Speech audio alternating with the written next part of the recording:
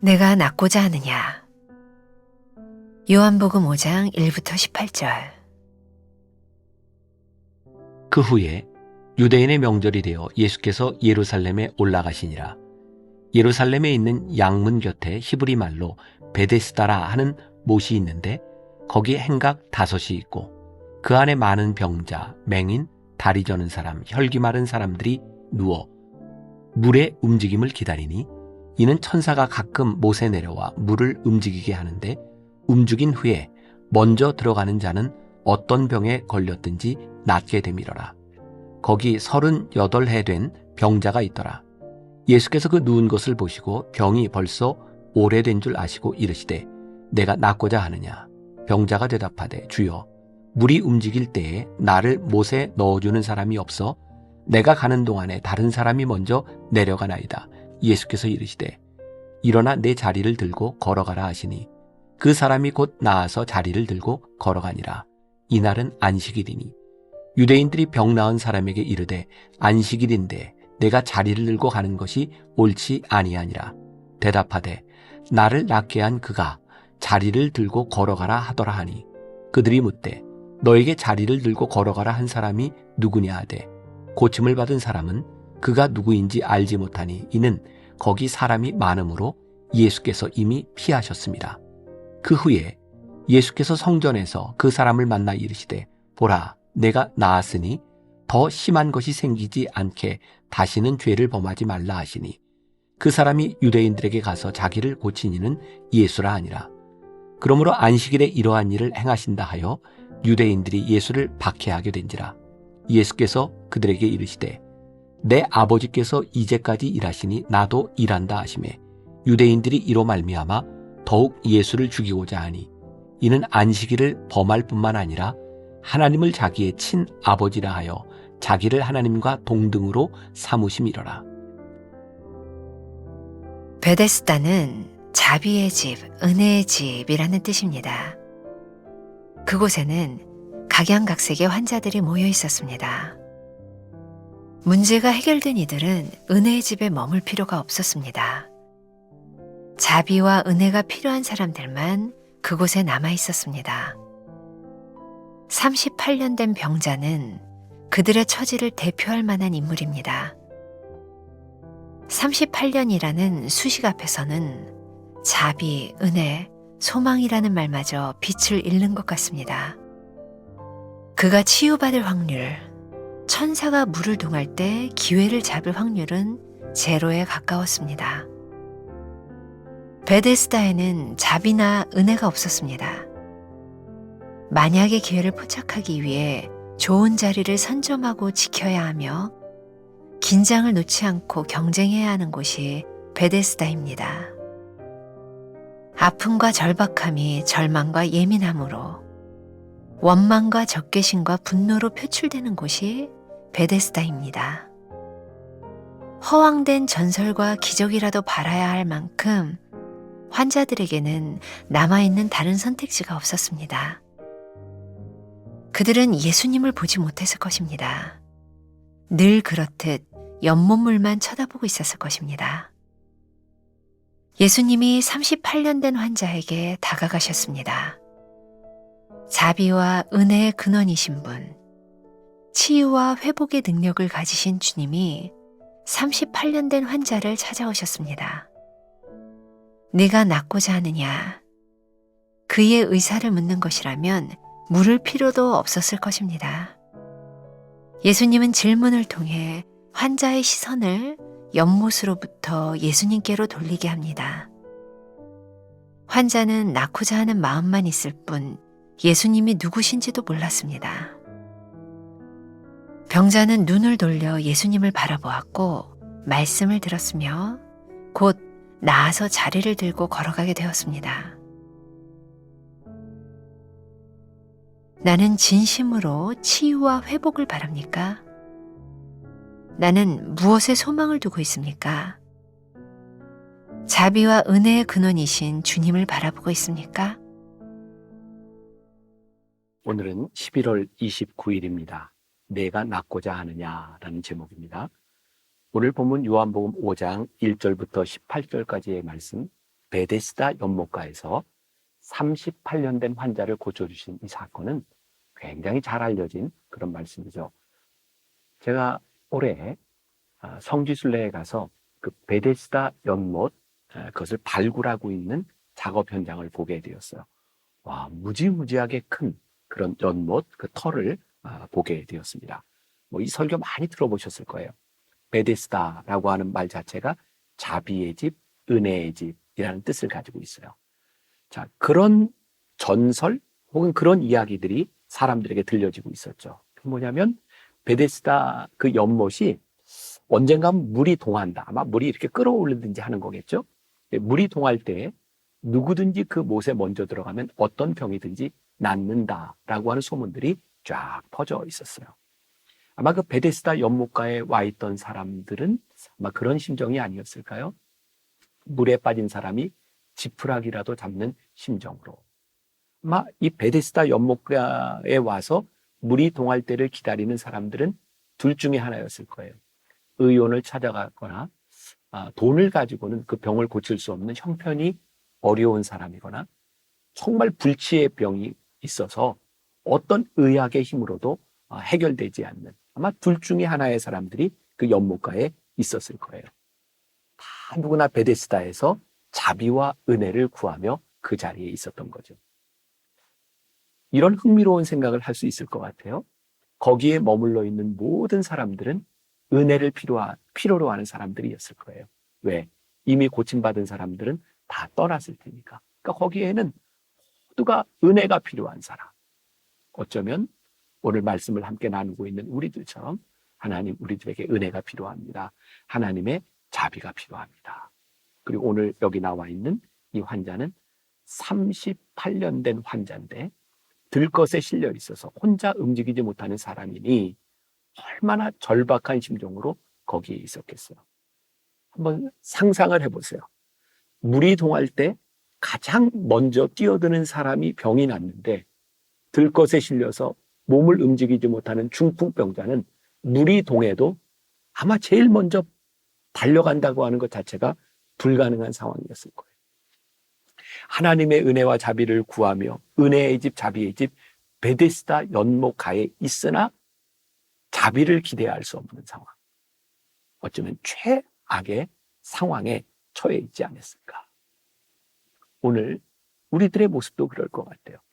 여기저기 자비를 구하는 많은 사람들이 있지만 나는 그 가운데서도 가장 심각해. 그게 어쩌면 오늘 말씀을 듣고 있는 여러분들일지도 모른다는 생각이에요. 근데 제가 말씀을 준비하면서 아주 흥미로운 생각을 하게 되었어요. 베데스다라고 하는 말 자체가 자비와 은혜라고 하는 의미를 가지고 있는데 진짜 그곳에는 자비와 은혜가 없구나. 베데스다에 들어가면 병이 나을 수 있다는 하나님의 자비와 은혜를 알고 있지만 그곳 분위기는 전혀 은혜롭지도 자비롭지도 않은 거죠. 왜일까요? 그 많은 환자들 가운데 먼저 못에 들어가는 한 사람만 병이 낫는다고 생각하니 그 분위기가 어떻게 은혜스러울 수 있겠습니까? 거기에 어떤 자비가 있을 수 있겠습니까? 저 환자보다 내가 먼저 들어가야 되는 상황이 아닐까요? 갑자기 그런 이미지가 떠올랐어요. 저도 요즘은 병원 응급실을 가본 지가 꽤 오래됐지만 저는 거의 매년 병원 응급실을 갔던 사람이에요.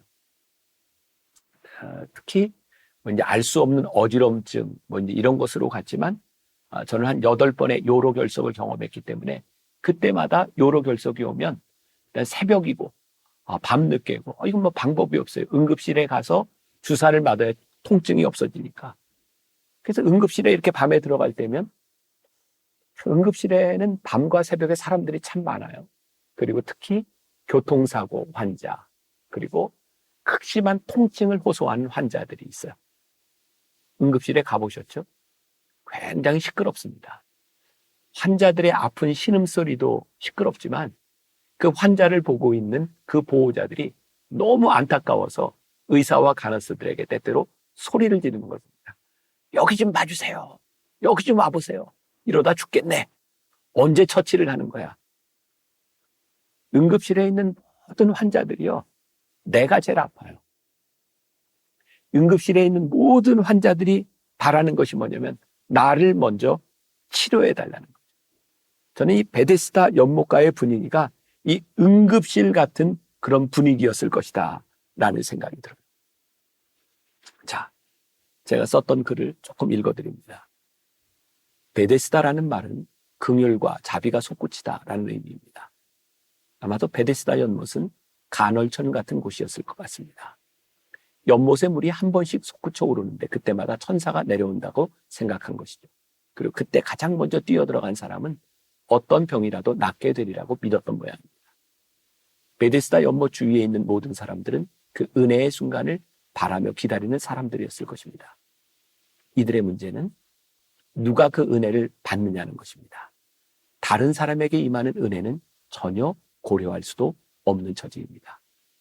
모두 은혜가 필요한 사람들인데 거기에 있는 모든 사람이 그 은혜가 나에게만 필요하다는 이기적 은혜를 생각하고 있습니다. 또 하나 흥미로운 것이 있습니다. 그 연못가에 행각 5이 있었다는 기록입니다. 언뜻 생각나는 것이 있습니다. 유대인들에게 가장 의미 있는 모세 오경입니다. 유대인들에게 5이라는 숫자는 자비와 긍휼을 의미한다고 합니다. 애굽의 총리였던 요셉은 형제들 중에 특별히 베냐민을 사랑해서 그에게 음식을 줄 때 5배를 더 줍니다. 예수님께서 굶주린 사람들에게 먹을 것을 줄 때 보리떡 5개와 물고기 2마리로 기적을 베푸셨는데 이 기적도 사람들에게 사랑과 긍휼을 베푸신 상징적 의미로 해석되기도 합니다. 모두가 은혜가 필요하고 은혜의 모든 상징들이 있는 곳에 실제로 은혜는 존재하지 않았습니다. 그런데 가장 절망적인 것 같은 이 38년 된 환자에게 예수님이 찾아오셨어요. 은혜는 우리들이 바란다고 일어나는, 자비는 우리들이 원한다고 일어나는 것이 아니라 자비와 은혜의 근원이신 예수님께서 38년 된 환자에게 찾아오신 거예요. 그리고 오늘 말씀에 저는 제일 중요한 부분 가운데 하나가 예수님께서 이 38년 된 환자를 향하여 이렇게 말씀하신 거예요. 내가 낫고자 하느냐. 너무나 당연한 말씀을 예수님께서 묻고 계신 거죠. 내가 낫고자 하느냐. 이 질문을 통해 이 환자는 베데스다를 바라보던 그 눈길을 예수님의 얼굴을 향해 두게 됩니다. 오늘 저는 굉장히 중요한 진리, 우리 신앙의 진리를 발견하게 됩니다. 베데스다 연못가에 있어도, 자비의 연못가에 있어도 우리 주님의 얼굴을 바라보지 않는다면 그 자비와 은혜가 우리들에게 임할 수 없구나. 바로 주님을 바라보는 곳에서 이 38년 된 환자가 주님을 바라보는 그 눈길에서 자비와 은혜의 역사가 일어나고 있어요. 자, 제가 이 부분을 정리해서 한번 읽어드립니다. 아주 흥미로운 것은 주님께서 그곳에 찾아와 그들의 문제를 보시고 38년 된 환자의 아픔을 아셨지만 그들은 주님을 바라보고 있지 않았다는 것입니다. 그들은 주님께 눈길 한번 주지 않고 오직 연못을 바라보고 있었습니다. 어쩌면 우리의 모습과 같은 것 같습니다. 지금 우리가 바라보고 있는 것, 우리 인생의 문제를 해결해 줄 것 같은 것들 말입니다. 내가 그 사람을 그렇게 믿었는데 그 사람이 내 문제에 해결이 되지 못하고 돈만 있으면 문제가 해결될 것 같은데 돈은 내게로 오지 않습니다. 한 번만 나에게 기회를 더 준다면 잘할 것 같은데 그 기회도 내게 찾아오지 않습니다. 마치 많은 사람들이 로또를 사고 허망한 꿈을 꾸는 것처럼 말입니다. 마치 한 사람이 벼락에 2번 맞을 확률을 우리 인생에서 꿈꾸며 살아가기에 허망한 것은 아닐까요? 참 신기하죠? 사람들은 자신들이 가지고 있는 문제에만 집중하지 문제를 해결할 수 있는 근원에 대하여 바라보지 않는다는 것입니다. 예수님은 어두운 세상에 빛으로 오셨지만 빛을 받아들이지 않으므로 이 세상은 여전히 캄캄할 뿐입니다. 참 감사한 것은 세상의 주님을 바라보지 않고 하나님의 은혜를 받아들일 준비가 되어 있지 않는데 예수님이 친히 찾아오셔서 관심을 보여주시고 물으셨다는 것입니다. 베데스다에 찾아오셔서 말입니다. 베데스다가 진정으로 은혜와 자비의 연못이 되는 순간입니다. 주님이 찾아오셔서 그 남자를 인격적으로 만나주심으로 그것이 비로소 은혜의 집이 되었습니다. 오늘 주님께서 우리들에게 찾아오셔서 이 말씀을 묵상한 우리들에게 찾아오셔서 내밀하게 우리들에게 물으시는 순간입니다. 내가 낫기를 원하니? 내 문제가 해결되었으면 좋겠니? 그러면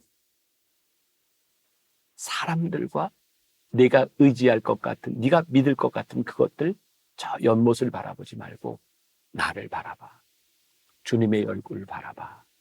주님의 말씀을 붙들어 주님과 함께해 라고 오늘 우리들에게 말씀하시며 내가 낫고자 하느냐 이렇게 묻고 계시지 않을까요? 오늘 이 말씀을 나누는 우리들의 모든 문제들이 다양할 것 같아요. 그리고 우리는 우리의 문제가 가장 크다고 생각하고 무엇보다도 내 문제가 먼저 해결됐으면 좋겠다는 그런 마음을 가진 모든 사람들 틈에서 우리는 자비를 느끼지 못하고 살아가요. 그런데 우리들에게 찾아오신 주님 앞에 그 주님의 얼굴을 구하며 주님, 제가 낫기를 원합니다. 제 문제는 이것입니다. 주님 앞에 우리의 모든 것들을 내려놓는 하루가 되었으면 좋겠습니다. 그리고 그때 주의 자비와 주님의 은혜가 여러분들의 삶에 가득 넘쳐나기를 주님의 이름으로 간절히 축원합니다. 기도하겠습니다. 내가 낫고자 하느냐? 우리들에게 소망은 있지만 그 소망이 너무나 멀게 느껴지고 때때로 그 소망으로 인하여 절망을 느낄 때도 많이 있습니다. 문제를 바라보니 해결의 기미가 보이지 않습니다. 그래서 오늘 우리가 주님을 향해 우리의 얼굴을 들기를 원합니다. 주님, 내 인생의 주인이 되시는 주님, 내 인생의 해결자가 되시는 주님, 도와주세요. 나를 붙잡아 주세요. 주님의 말씀이 우리들 가운데 역사하게 하여 주시고 주님의 인도하심이 선명하게 우리를 이끌어가는 하루가 되게 하여 주옵소서. 예수님의 이름으로 기도했습니다. 아멘.